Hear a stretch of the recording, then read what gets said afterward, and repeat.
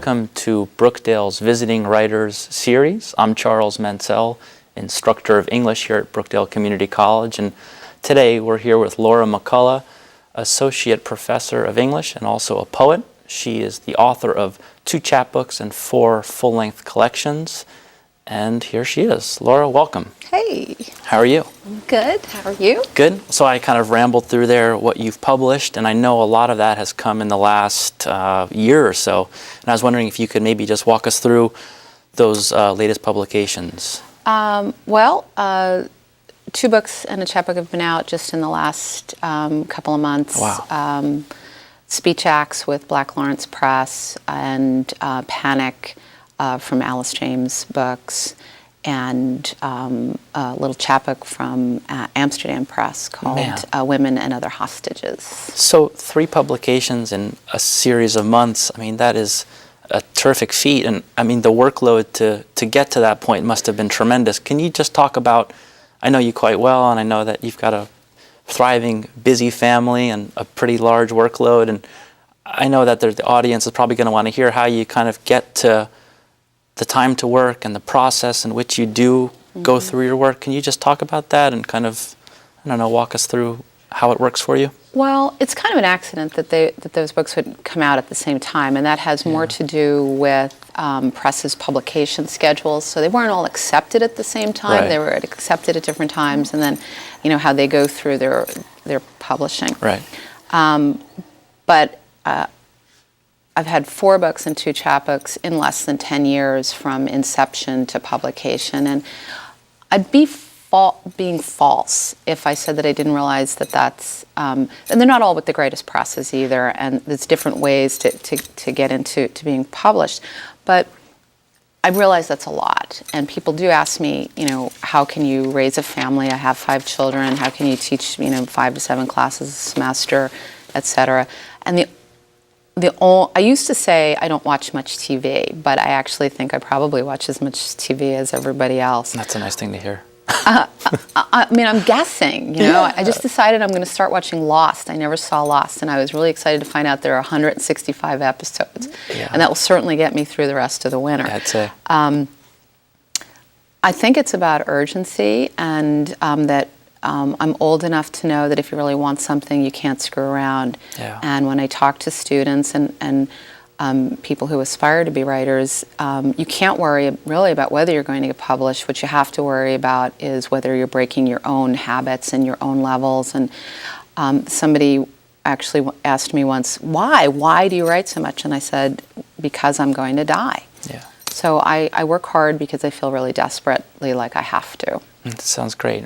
But that's an honest instinct to go for. The latest book, Panic, the subject matter, can you talk about that just briefly? Give us kind of an overview of what the book goes for and what it hits on? Actually, I've come to realize lately that the projects that I'm working on are corrections to the failures, my perceived failures of my previous projects. And Speech Acts are poems that try to explore the nexus between sensuality and intellect, the sexual and the cerebral. There's a lot of language play in there. There's a little bit of what some people call elements of the elliptic, but ultimately my training is really as a fiction writer, and so there is a lot of narrative in my work. And I was angry about the Speech Acts poems, even though, publisher had taken them and they were going to come out, because they felt false to me. Why couldn't I really say what I felt? And why did I have to have pyrotechnics? Why did I have to have all these goofy gestures and maneuvers on the page? And so I wrote Panic, which are all narrative poems that are highly fictive or accrue to a larger story, because I wanted to say something I felt emotionally without knowing how to say it with a first-person I. And so I live here on the Jersey Shore. It's where I've spent my whole life, and I imagined a small boy drowning at a public pool, and I began to imagine all the characters that would be in his life. Who was the lifeguard who couldn't save him? What would that be like for his mother? What were the other people at the pool doing? What happened to them? And I began to try to follow sort of an imagined lens around the community that this would have happened in, and then to follow that up and down the Jersey Shore, and to try to tap into some emotional truth that I think is somewhat autobiographical, without there being any autobiographical elements in there at all. Nothing in there has happened to me. And I'm really happy about the book. The emotional idea of panic, I think, is true. But I've now continued past that. I've finished a couple manuscripts since then that I think try to correct what I think is wrong about panic. Because then I was like, why do I have to write these third-person poems? Why couldn't I really say what I'm feeling or perceiving in the world, and trying to find new strategies for rendering a poem that use less fictive maneuvers. With the concept of panic, what came first, that subject or that topic, or did then the concept come after? And the tone, the emotion. I asked myself, what is the emotion out of which you write? And my self-answer was panic, and I wanted to know why I would feel that. Well, I'm a pretty competent person, raising a family, running a job. What do I mean panic? And for me, it was about following that rabbit hole. Wow. What is panic? Who experiences it? And ultimately, for me, it felt like I was exploring post 9/11 New Jersey. Yeah, do you lead with tone usually? I mean, or is it subject, or is it, as I said, concept that comes first, or does it vary? Well,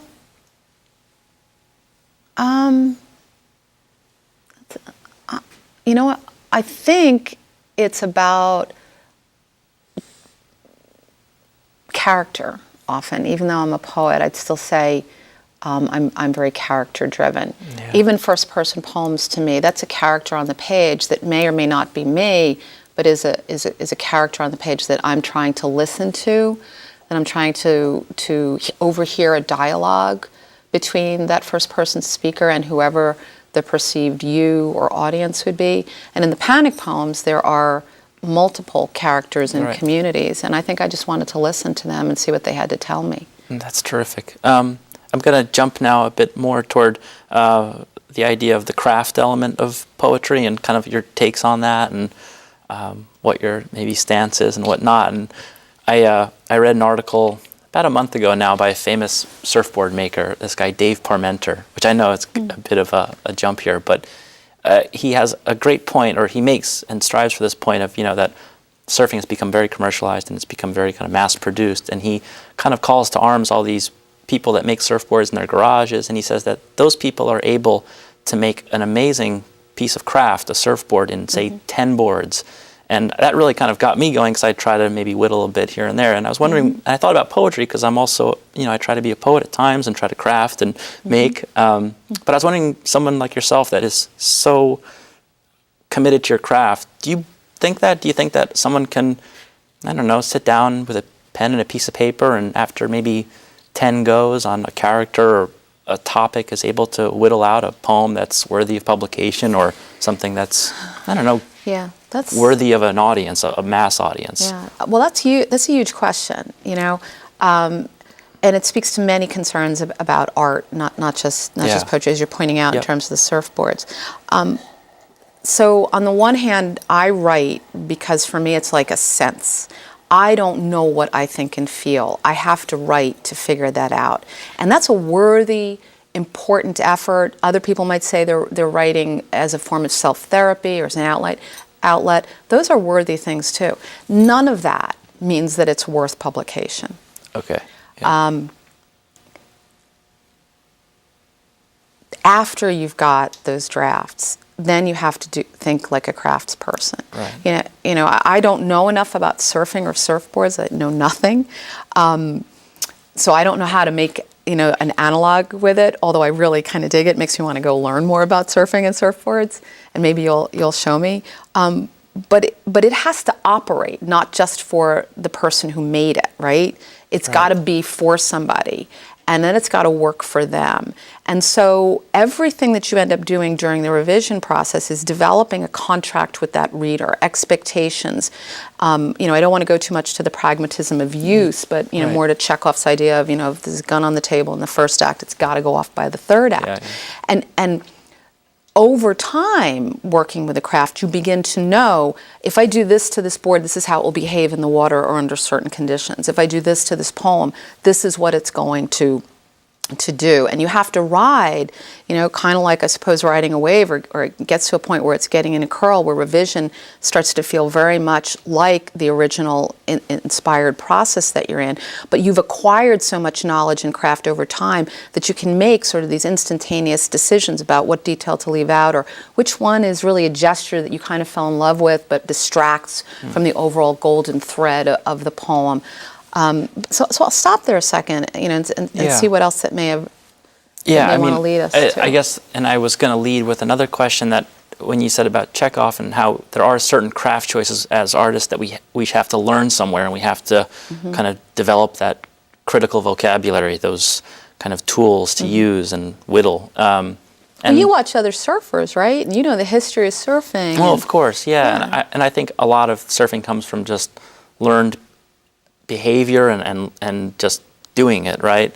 So I guess writing in ways is the same, but there are, I guess, certain categories with writing that you can learn at an MFA or a BFA. And I was just going to hope to get to that, but I was thinking that maybe before we get to that, we might be able to take a break and just pause for a second. Right now, we're going to sign off, but I'm Charles Mencel, and I'm here at Brookdale Community College's Visiting Writers Series show. We're here with Laura McCullough, and we'll be right back. Thank you.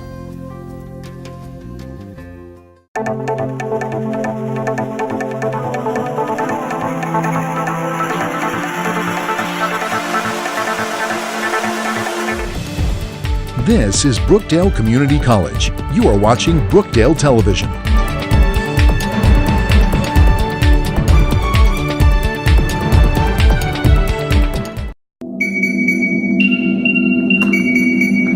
A brighter idea.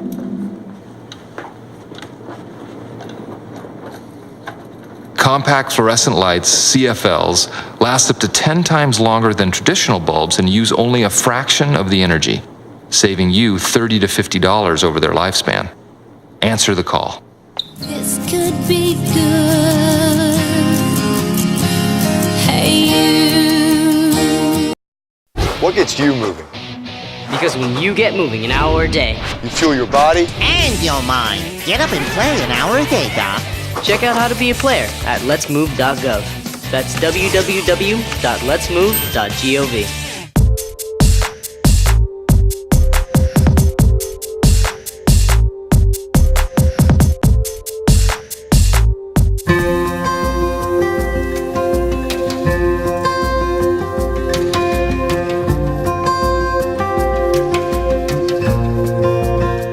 Hi there, welcome back to Brookdale Community College's Visiting Writers Series. I'm Charles Mencel, instructor of English at Brookdale, and I'm here with Laura McCullough, recent author of Speech Acts and Panic, and we're talking craft. And Laura, before we stopped for commercial break there, we started to talk about developing your craft and how maybe newer writers or writers that are trying to develop that honed craft, where do they get their tools? Where do they become better at crafting? So I know we mentioned quickly the idea of schooling, BFA, MFA, writing programs, workshops. What are your take on those? And Reading.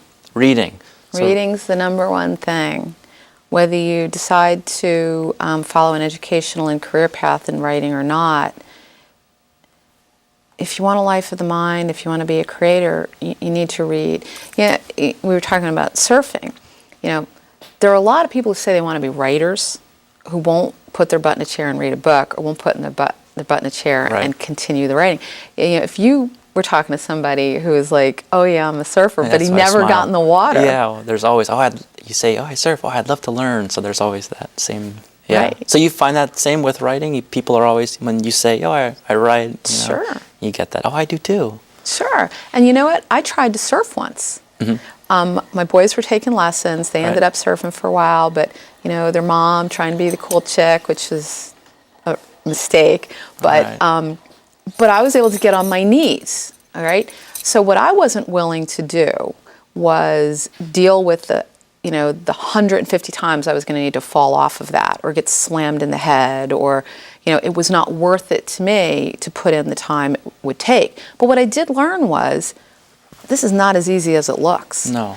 And young writers or apprentice writers of any age have to be willing to get their head nicked, to, get knocked to the bottom of that wave and feel what it's like to almost drown and then come back up again. They've got to go watch other surfers. They've got to learn the rules of the, who's supposed to take it and who isn't. It's, there's a whole thing in surfing culture, there's a whole thing in writing culture. But if you don't know who else is writing, what they're writing, who's come before you, whose shoulders you're trying to stand on. Kathy Graber was, just talking about, ancestors. I'm using that with quotes around it, intellectual, creative, aesthetic ancestors.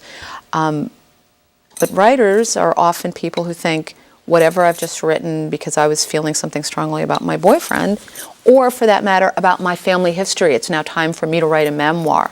Well, that memoir may be interesting to your family, but unless you learn those elements of craft that will make it readable by someone who doesn't know and care about you, you're not going to take it to the next level. In terms of your influences, I know we always look to different poets, but I also know that you play with fine arts and you work on collage and paint and draw. What place does that have in the craft of poetry for you or your writing? Is there any kind of transfer, or do you have any kind of moments that you can kind of connect maybe a concept or, I don't know, a skill or a craft there? Well, that's sort of the paradox I will talk with students about craft and about learning strategies and maneuvers and who you should be reading and why you should be reading them, not just canonically, but really reading contemporary literature. But my fine art is really because I have this much training in it, and then I can play and whittle without that voice in the back of my head being concerned about whether it's going to amount to anything. I've sold some paintings, I've had like a showing or two, weird stuff. But it's really not about that. It's where I can be absolutely free of any kind of judgment, which means the work is bad. Yeah. But that's not what I'm doing it for. But I really see cooking, teaching, surfing, gardening, painting, sculpting, music videos, that all of it is about some sort of creative creating. The end of Garcia Lorca's essay on the duende, the baptismal of the freshly created things. It's not about whether it's going to have a lasting impression necessarily. It is about the act of creating in the world that really matters. And then there's this other thing about whether your work finds an audience that's separate, I think. Yeah, when you were talking about how you're whittling and your experiments with fine arts and how you don't have that worry or concern about who might be critiquing it or who may be viewing it. Being teachers, we always worry about our students and whether our students are able to attack or approach a subject and not worry or concern themselves. And I was just going to say, I know some of your subjects and some of the topics you go after, really you just go in headlong. And the taboo, the idea of the taboo, what place does that have in your work? And are you aware that it might be taboo, or do you just naturally go for those types of topics? And I don't know, do you censor yourself in terms of what you're going to choose to write about or what you may decide not to? Well, that's actually one of the reasons I'm kind of excited that Speech Acts and Panic came out so close together. Because Speech Acts, which that's a linguistic term, Speech Acts, declarative sentences versus interrogative sentences, the other ways that language has power and has relational consequences in the people who are communicating. But it also has a sexual innuendo, sex acts, speech acts. And when I said that book does explore the confluence and maybe also the no man's land, no person's land between the sexual and the cerebral, it's partly because I have concerns about how a woman can claim all of those parts of herself. And I do deal with some subjects about sexuality somewhat, quite frankly, although the most frank frankly sexual poem in that book has not a single sexually explicit word in it. So I think you always have to be, if you're going to try to work with sensational subject matter, you have to be trying to mediate it and always be incorporating somehow the opposite. One of the poems that seems very frankly sexual is ultimately about transnational economies. So how do you marry what seems like incongruous things? And then Panic, are all these, there's nothing sexual, there's nothing sensual. It's all, these sort of landscape, place, and character-driven poems, and they represent, for me, two important elements of my my perceptive involvement in the world. So I don't think that Taboo is untouchable, but I do think that it has to be handled with even that much more attention to craft and care. Yeah, I agree. Or it just becomes sensational. Right. And then it's just a taboo. Right. Stephen Dunn is a big part of your development as a poet, and I know you've dedicated a book to him, Panic, if I'm not mistaken.